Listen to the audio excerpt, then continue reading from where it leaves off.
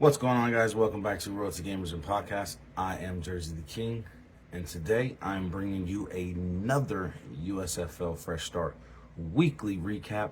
Today we'll be recapping Week 9, so sit back, relax. We had another great weekend of spring football. Hold on tight. It's time. Fresh Start. USFL. Let's go. Yeah! Hey! Yeah! Go! All right. Week 9 was great, man.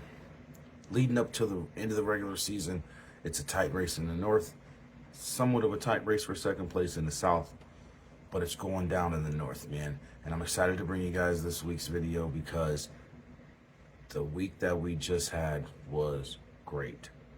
Third week in a row, I say we've had the best football from the USFL this week or this season, and these last 3 weeks have really solidified this spring league as producing good football as well. So I'm very, very excited to bring you guys this video this week because, like I said, man, there were some good performances this week from teams, and I'm just excited to be able to talk about it. First game we had of the week was the Michigan Panthers going into Ohio, to Canton Field, and taking on the Pittsburgh Maulers.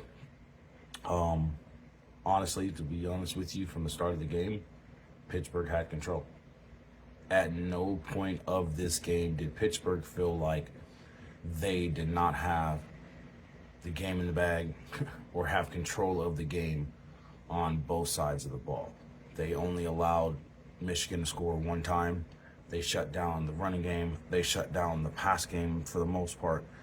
They did everything that they were supposed to do from the first kickoff, period. And the reason why I say that is because if you have watched this game, or if you watch this game, then you know exactly what I mean. They came out blazing. One of the first drives down the field, they scored, and on top of that, they just did their job on defense. They kept pressure on that offensive line, pressure on the quarterback, Josh Love of Michigan. They shut down the run game. Reggie Corbin wasn't able to do much. Neither was the other running back for Michigan. It was just a shutdown game for the defense of the Pittsburgh Maulers. And you just got to give them credit for playing a hell of a game and doing what they were supposed to do. You know what I mean? So you can't, you can't deny that that defense really won that game for the Pittsburgh Maulers, but also the offense did their job, put up points, and just played a balanced game of football. I have to give them that. Troy Vincent went 14 of 24, 466 yards, and 1 touchdown. London and Grochek led rushing with 10 attempts by Grochek for 28 yards, 12 attempts by London for 51 yards. And your top receivers were, of course, Isaiah Haney, 5 receptions, 67 yards. Walker, 66 yards off of 3 receptions. And the passing touchdown went to Simmons, who had 2 receptions for 20 yards. So, as you see, their offense was productive. But like I said, their defense was just lights out. 4 interceptions, if I'm correct. Yeah, 4 interceptions against Josh Love.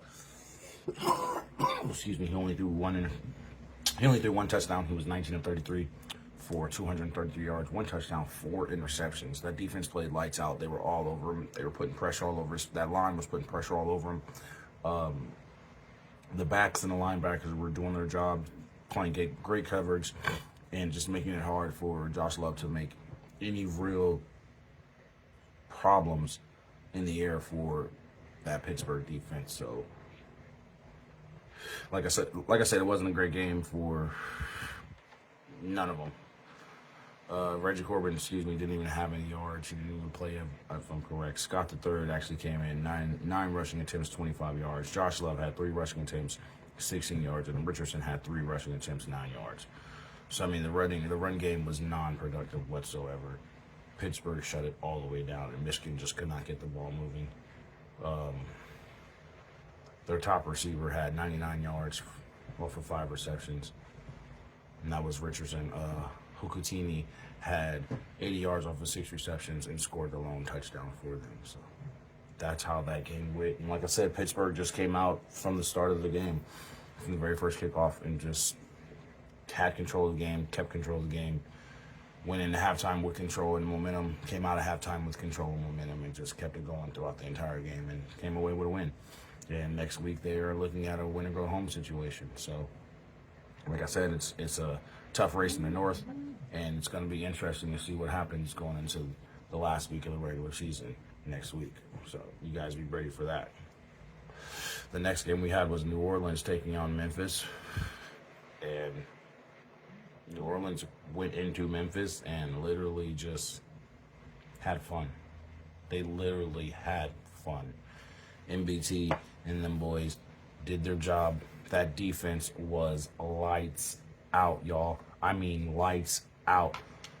We're going to talk about the 3 interceptions Cole Kelly threw. One of them was returned for a touchdown, and the ball was thrown over his head.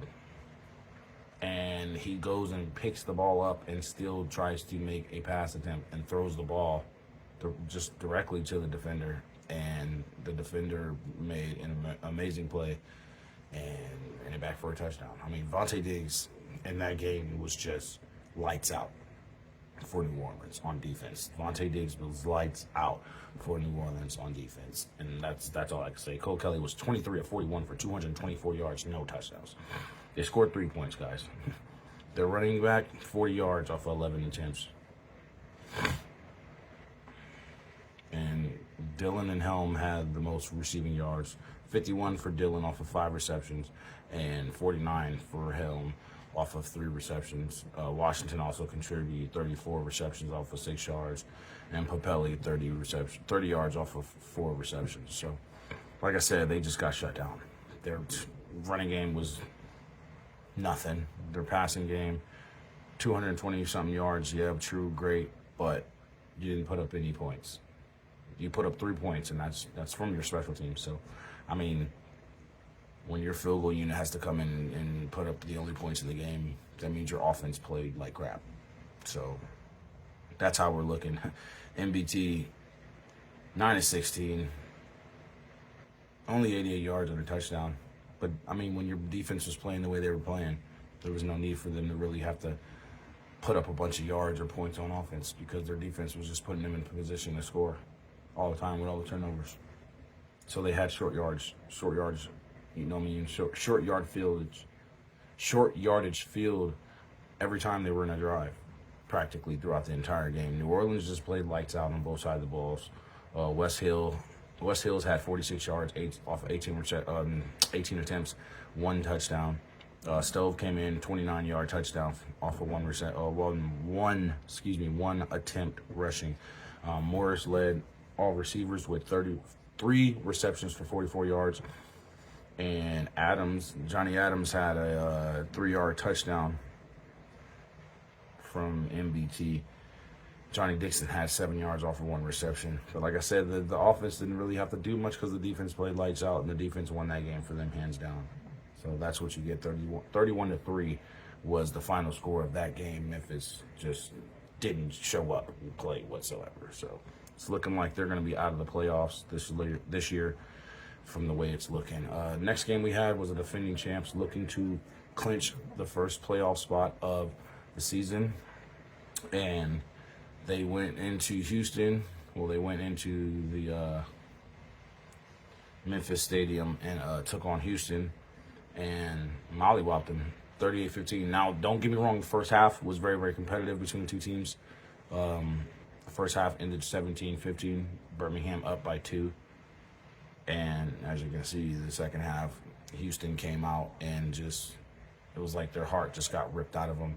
And Birmingham just went crazy for the whole second half and ended up putting up 38 points by the end of the game. And Alex Magoo, once again, just playing lights out.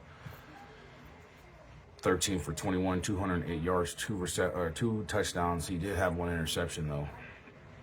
Magoo also had 34 yards rushing off of 9 attempts and a touchdown. C.J. Marable had 32 yards rushing off of 12 attempts and a touchdown. I mean, so you got production by Alex Magoo, not only on the ground, but in the air.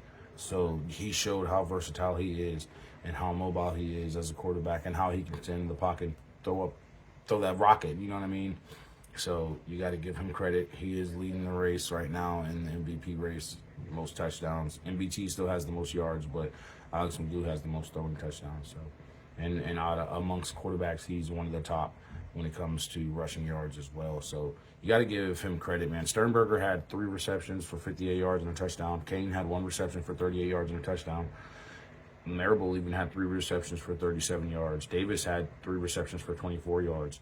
You know, the receiving corps was doing their job.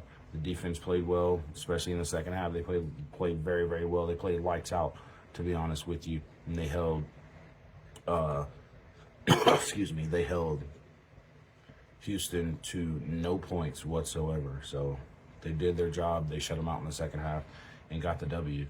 On the gambler side, Kenji Bahar struggled in the second half. Like I said, the first half they played very well. Mark Thompson and Kenji Bahar put up some points for the offense, and the defense played pretty good. Kenji Bahar was 20 of 27, 149 yards, but he did throw an interception and no touchdown.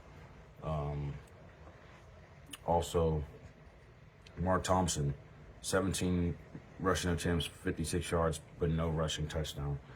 It was more of a field goal kicking game for the Houston Gamblers, and that's a major reason why they lost. They couldn't get in the end zone on offense. So, you know, they did their job as far as the Birmingham Stallions go on defense, and they came out with a W 38-15, and they clinched the first playoff position in this year's USFL season. They are number 1 in the South, and they have clinched the first spot. Like I said, the North is still up for grabs, and the reason being is because Philly, who was leading the North with a 4-4 record, did lose to the New Jersey Generals 37-33. DeAndre Johnson was back for my Generals, and boy, oh boy, he went off. Case Cookus played a decent game for Philly, but it just wasn't good enough. Case Cookus put up 263 yards and 3 touchdowns off of 25 of 39 passing. I mean, he played a hell of a game. His rushing was 59 yards off of 7 attempts. He was the leading rusher for his team. So that just goes to show you. Corey Coleman had 98 yards receiving off of 9 receptions, y'all, and he had a touchdown. And he led all receivers. Overton had 42 yards off of 6 receptions and a touchdown as well. But special teams, them field goals, what kept them in the game, and it was a good game between both teams. I gotta give them that. But like I said, DeAndre Johnson, 15 of 20, 213 yards. He didn't throw a touchdown at all. But Cam Eccles-Looper, 1 for 1, 14 yards, no touchdown. But that pass was a trick play to DeAndre Johnson, got him a first down. Darius Victor actually was the one who threw a touchdown, a 1-yard touchdown pass to a tight end for a touchdown. And that was your actual passing touchdown. That's why DeAndre Johnson didn't get one. Darius Victor also had 2 rushing touchdowns. So he threw for a touchdown, had 2 rushing touchdowns, and he just had a massive game, guys, like a massive game. He had 11 rushing attempts, 51 yards, like I said, with the 2 touchdowns. And then Darnell Stewart, I believe his name is Darnell Stewart Darnell Stewart Jr., I believe his name is, wide receiver, had 109 yards off of 3 receptions, guys. He went crazy. Bowman had the passing touchdown, the tight end. He also had 3 receptions for 17 yards. On the other hand, it's still a fight in the North. It's a win-and-go-home situation for every team. Put it that way. It's a win-or-go-home situation for every team in the North. Michigan, Philly, New Jersey, as well as Pittsburgh. So that's what the North is looking at right now, with the standings being the way they are. Stars in first place, Generals in second, Maulers in third, Panthers in fourth. Like I said, the Stallions clinched. Second place is up for grabs, and basically a win-and-go-home situation next week for the breakers, gamblers, and showboats. So that's what we're looking at when it comes to the playoff picture. I will be doing a video to break down the playoff picture a little bit more for you guys, so you guys can know exactly what's going down with the playoff picture and how it's projected to look depending on how Week 10 goes this upcoming Saturday and Sunday for the USFL. Now, that's going to lead us into our Week 9 Player of the Week awards. And on offense, no doubt about it, it's going to go to none other than Darius Victor. Like I said, he had 2 rushing touchdowns as well as a passing touchdown, and that solidified his spot for the Offensive Player of the Week. 147 yards on the ground, 51 on, or excuse me, the Generals together had 147 yards on the ground, but 51 of them was from Darius Victor. Now, your Defensive Player of the Week is going to come from Stallions linebacker Quentin Poling. He had a massive game in that win over the Houston Gamblers this weekend. 11 combined tackles, a sack, and an interception to help them secure a spot in the South Division Championship. Now, our Special Teams Player of the Week is going to be your boy, Cam Echols-Looper. That gives us 2 Players of the Week from the Generals team. But Cam Echols-Looper had an 85-yard opening touchdown kick return at the very beginning of the game. Opening kickoff, he goes 85 yards, scores a touchdown. Had a huge game, just returning the ball for the Generals and help them, keep their playoff hopes alive. So it was a great week by these 3 players, and that gives you the Player of the Week awards. Darius Victor on offense, Quentin Poling on defense, and Cam Echols-Looper on special teams. Now, let's see how these power rankings are looking as of right now, if they're up, because I don't think the power rankings are up yet, guys. But in my opinion right now, my power rankings would be easy. It's going to be Birmingham, then it's going to be New Orleans, then it would be, I have to say,